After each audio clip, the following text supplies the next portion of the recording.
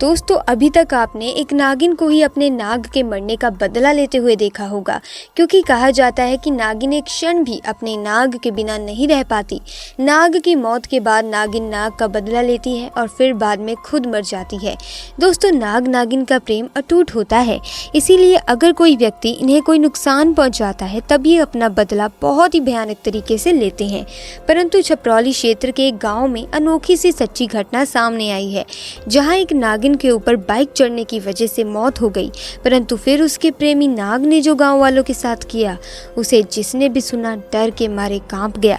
दरअसल छपरौली गांव में रहने वाले दो भाई राहुल और कार्तिक किसी काम से दूसरे गांव गए थे। उनकी खुद की बाइक थी। जब वे घर की तरफ बाइक से घर वापस आ रहे थे तो रोड में अचानक एक नागिन आ गई। क्योंकि बाइक स्पीड में थी तो पता ही नहीं चला कि कब नागिन गाड़ी के नीचे आ गई। नागिन की वहीं मौके पर ही मौत हो गई। कुछ देर बाद नागिन के मृत शरीर के पास एक नाग आया और काफी देर तक उसके शरीर के आसपास घूमता रहा। दोनों भाइयों को पता ही नहीं चला कि उन्होंने एक नागिन को मार डाला है। दोनों भाई मजे से रात को अपने माता पिता के साथ खाना खाते हैं और फिर सोने चलती है। परंतु आधी रात को एक नाग खिड़की के रास्ते से अंदर आया और फिर उसने राहुल को डस लिया।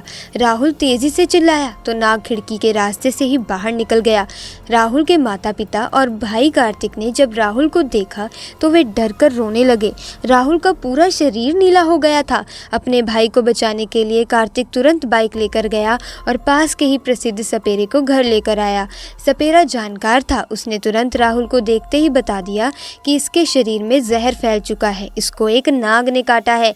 सपेरे ने अपनी विद्या से ये जान लिया कि नाग ने बदला लेने की आग में ये सब कुछ किया है। वे सपेरा कार्तिक और उसके माता पिता को बोलता है कि आपका लड़का राहुल कब का शरीर त्याग चुका है, अब इसे किसी भी हालत में जिंदा नहीं किया जा सकता। परंतु आपके दूसरे बेटे कार्तिक को भी जान का बड़ा खतरा है, क्योंकि इन्होंने एक नागिन की हत्या की है। इसका नाग आपके दोनों बेटों को मारना चाहता है और एक को मारने में वे सफल भी हो गया है।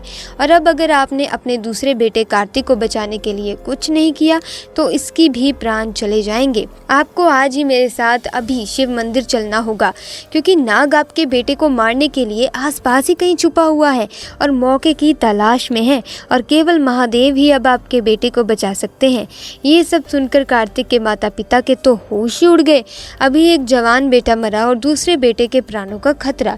उन्होंने वैसा ही किया जैसा उन्हें सपेरे ने कहा। वे चारों उस मंदिर में पहुंचे। सपेरे ने कार्तिक से कहा कि वे महामृत्युंजय मंत्र का जोर जोर से 108 बार जप करना होगा तथा खुद कार्तिक के माँ बाप के साथ वे सपेरा महादेव के शिव मंदिर में ही छुप गया।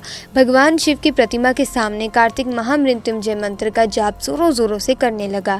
तभी शिव मंदिर में सांप कार्तिक को मारने के लिए आया। जैसे ही वे कार्तिक को डसने वाला था, अचानक तेजी से बिजली कड़कती है और नाग के पूरे शरीर में आग लग जाती है और वे पूरी तरह से भस्म हो जाता है। महादेव शिव ने कार्तिक की जान बचा ली थी। सपेरे और कार्तिक के माँ बाप ये सब देख रहे थे।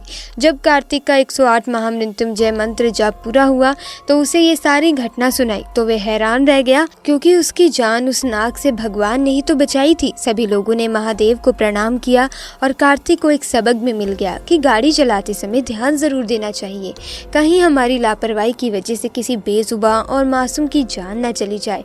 दोस्तों आप भी गाड़ी चलाते समय इस बात का ध्यान जरूर रखें। दोस्तों मिलेंगे अगली वीडियो में नई घटना के साथ। अगर आपको ये घटना अच्छी लगी तो वीडियो को लाइक और चैनल को सब्सक्राइब कर दीजिएगा, ताकि आपको ऐसी वीडियोस की अपडेट मिलती रहे। आपका बहुत बहुत धन्यवाद।